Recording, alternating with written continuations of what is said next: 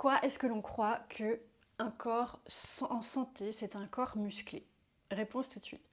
Cette fausse croyance s'est installée parce que on s'est contenté d'observer un résultat, de partir d'un résultat pour en faire une généralité.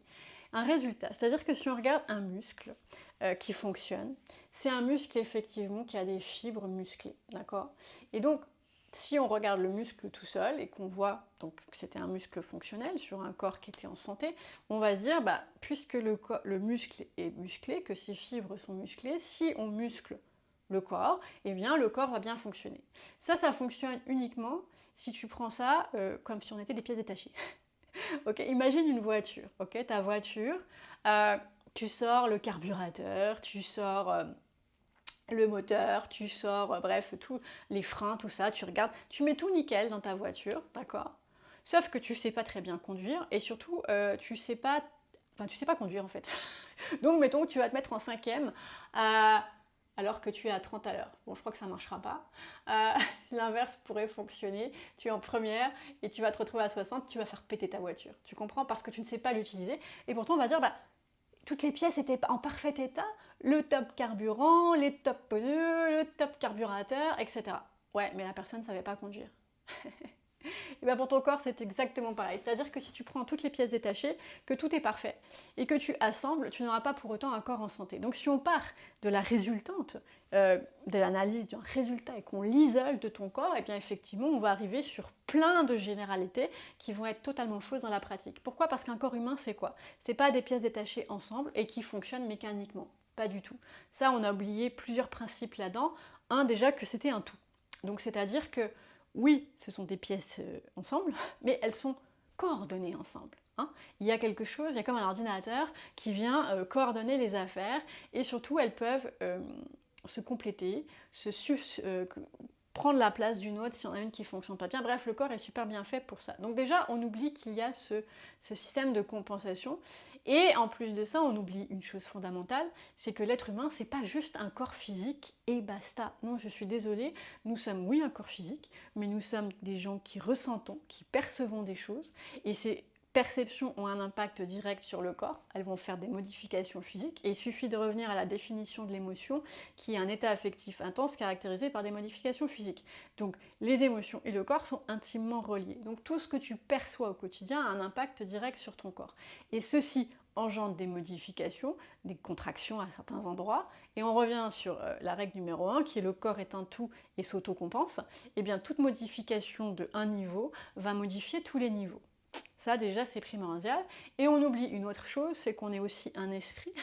Alors un esprit et un mental, c'est-à-dire qu'on a une partie qui est nous, notre esprit, et puis il y a une partie conditionnée, nos mémoires, nos croyances, nos expériences qui ont fait un sorte de savoir, et nous aussi nous avons fait des conclusions sur certains résultats sans avoir toute la perspective générale. Donc forcément nous avons des visions erronées des choses qui contrôlent ce qu'on va ressentir, et donc il y a un impact direct sur notre physique. De ce fait-là, si tu veux, eh bien, on va se retrouver avec des muscles qui vont être en fonction et d'autres non. Et quand je parle de muscles en fonction et d'autres non, il faut déjà faire deux catégories, les muscles superficiels et profonds. Il y a d'autres types de catégories, mais ça c'est hyper important et c'est primordial. Les profonds, ce sont ceux qui créent ta structure. Les superficiels vont permettre les mouvements parce que la structure est bonne à l'intérieur. Si la structure n'est pas bonne, les superficiels vont être gênés dans leur travail et vont devoir compenser. Okay. Maintenant, quelqu'un qui est musclé, qui fait de la muscu et tout, il peut très bien avoir une structure de muscle profond où c'est zéro, mais il a surcompensé. Hein. Si on prend les bodybuilders, c'est certain qu'ils ont surcompensé. Je dis pas qu'il n'y en a pas qui n'ont pas quelque chose dans leur structure, que ça va, ça dépend de leur entraînement, etc. Mais en général, ils vont avoir surcompensé les muscles superficiels. Et de ce fait-là, les profonds, eux, ils font pas leur boulot, mais ça ne se voit pas. D'accord ? Dans l'apparence physique, ils vont être plus ou moins droits, ils vont être bien costauds, etc. Donc il y a du muscle, donc la personne est en santé. J'ai pris le cas extrême des bodybuilders, mais on va savoir que C'est pas forcément vrai. Déjà, pourquoi? Parce que ces muscles superficiels ne sont pas faits pour surcompenser. Quand ils surcompensent, ils consomment beaucoup d'énergie. Si tu consommes beaucoup d'énergie, tu tombes en mode survie. Le mode survie use le corps. Donc, si tu uses le corps, forcément, à un moment donné, l'usure est précoce. Donc, ça veut dire quoi? Tu peux avoir déshydratation, petits problèmes digestifs, problèmes de sommeil, cheveux blancs précoces et éventuellement des pathologies parce que tu as d'autres choses qui interviennent, le corps n'étant pas juste un corps, il y a les émotions, il y a le mental, et si tout ça rajoute de la suractivité et que tu es vraiment en mode survie intense, eh bien tu peux arriver à des pathologies, des maux, des malaises, des maladies, et puis ça peut aller jusqu'à la mort par restriction de mouvement. D'autant plus que sur des muscles hypertrophiés comme ça, eh bien le mot hypertrophie le dit, c'est gonflé, c'est coincé, c'est tendu, ça circule moins bien. Donc déjà la circulation est ralentie. Il faut savoir qu'une circulation ralentie dans le corps, c'est des points vitaux. C'est la base du crâne et c'est la base avec le sacrum en bas. Et ça c'est vital, c'est artère, veine, lymphe et le système pancréas.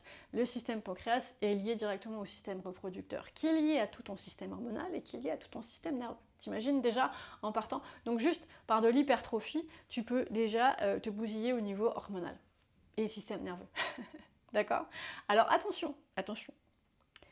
Il y a des gens qui peuvent être musclés sans être dans l'hypertrophie et qui ont travaillé une harmonie, corps, cœur, esprit par exemple, et que ça peut très bien fonctionner parce que du coup les muscles profonds fonctionnent bien parce que c'est libéré, mais ils vont jamais être en hypertrophie ces gens-là, jamais, d'accord? Donc ça c'est pour t'enlever de l'idée qu'un muscle c'est forcément un corps en santé, parce que tu as pu faire des compensations superficielles. Et c'est pas parce que le superficiel est là que l'intérieur va bien. Par contre, l'inverse fonctionne toujours. C'est-à-dire que si tu travailles sur de la posturologie, en fait, ça s'appelle comme ça, hein, tout simplement, si tu travailles sur ta posture pour venir réveiller, déverrouiller, réharmoniser la structure corporelle, qu'est-ce qui va se passer? Eh bien, tu vas réharmoniser tout ton système. Il faut savoir que les muscles profonds, vont travailler donc sur la structure et vont être reliés à d'autres muscles profonds qui eux travaillent sur la fonction organique et le système nerveux. Donc tu vas rétablir une structure, déjà avec des muscles qui vont jouer notamment sur tes cycles, sur ta respiration, sur ton système nerveux, sur ton système hormonal, etc. Système reproducteur aussi. Et tu vas travailler sur tous les organes fonctionnels. Cœur, poumon, intestin, pancréas, etc. Tous. Et à partir de ce moment-là, c'est par voie neurologique.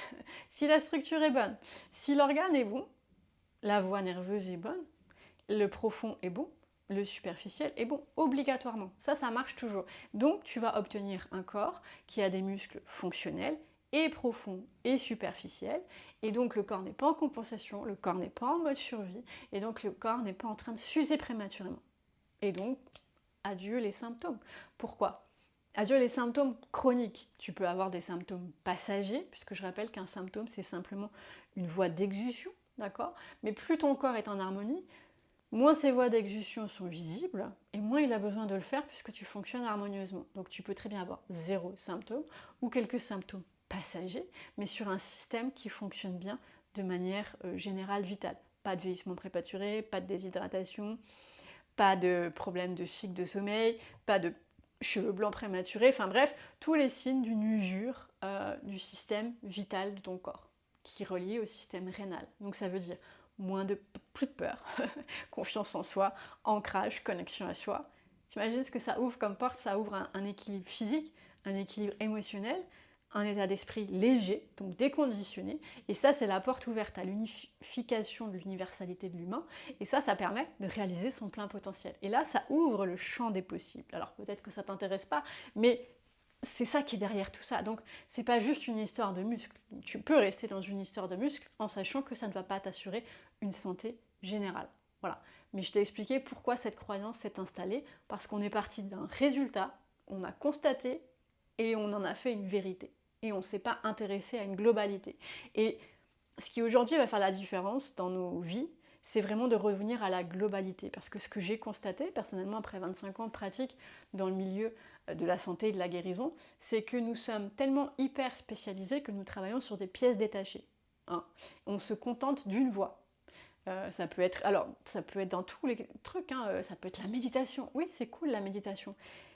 Mais elle va avoir ses freins là aussi à partir d'un moment. À partir du moment où le corps est verrouillé et où la méditation ne pourra pas permettre ce déverrouillage-là, on rencontre un os. Puisqu'on considère que l'on est un esprit, plus qu'un corps finalement. Et que le corps finalement n'est pas si important que ça. les 3 dimensions de l'être humain sont importantes et elles travaillent les unes avec les autres, qu'on le veuille ou qu'on ne le veuille pas. On n'est pas obligé de s'intéresser à tout ça. Par contre, dans les outils qu'on peut utiliser, on peut utiliser des outils qui vont travailler dans la multidimension. Et c'est tout l'avantage de ce que j'utilise. La méthode ITS te permet de travailler dans toutes les dimensions, que ça t'intéresse ou pas. Si ça t'intéresse pas, sache que les exercices, comme tu l'auras compris, travaillent dans les 3 dimensions puisqu'elles permettent le travail en profondeur. Mais après, il y a tout l'aspect émotionnel qui se fait via les exercices, via d'autres choses, du mentorat, j'appelle ça, ou de l'information, pour te permettre de comprendre et de reprendre ce qu'on appelle ta souveraineté. La souveraineté, c'est quoi? C'est lorsque tu glanes des informations, que tu peux faire des expériences, et qu'à un moment donné, tu connectes tout ça en toi, et à ce moment-là, tu récupères ton libre arbitre, comme on appelle ça, ton choix. Tu as des choix dans ta santé, dans ta vie à tous les niveaux, chose qu'on a un peu perdue aujourd'hui parce qu'on a remis notre pouvoir entre des spécialistes et on a perdu de la connaissance. Et ces spécialistes, malheureusement, sont dans les pièces détachées. Et donc, du coup, on remet notre pouvoir dans une infime partie, ce qui ne nous donne pas tout l'ensemble des choses. Et ce qui aboutit à des gens qui sont dans des cul-de-sac au niveau santé, physique, mental, réalisation de soi. Voilà. Donc, ceci termine cette émission, on est parti du muscle. Pourquoi est-ce que l'on croit que se muscler c'est être en santé? Tu auras compris que c'est faux, par contre que quand tu es en santé, tu es musclé, ça va? Attention, je ne t'ai pas dit de ne pas faire de sport si tu en as envie, de faire de la musculation si tu en as envie, tu fais ce que tu veux. Je t'ai donné de l'information pour que tu puisses faire des choix, faire des expériences et éventuellement soutenir ton corps par une modification structurelle intérieure via le déverrouillage à l'intérieur de tes muscles profonds, tout simplement. Voilà. Mais je ne t'ai pas dit quoi faire. Très important. Merci pour ton écoute. Si tu as d'autres sujets que tu aimerais que l'on décortique, c'est sûr que j'en ai à foison, n'hésite pas à l'indiquer ici. Je te dis à bientôt.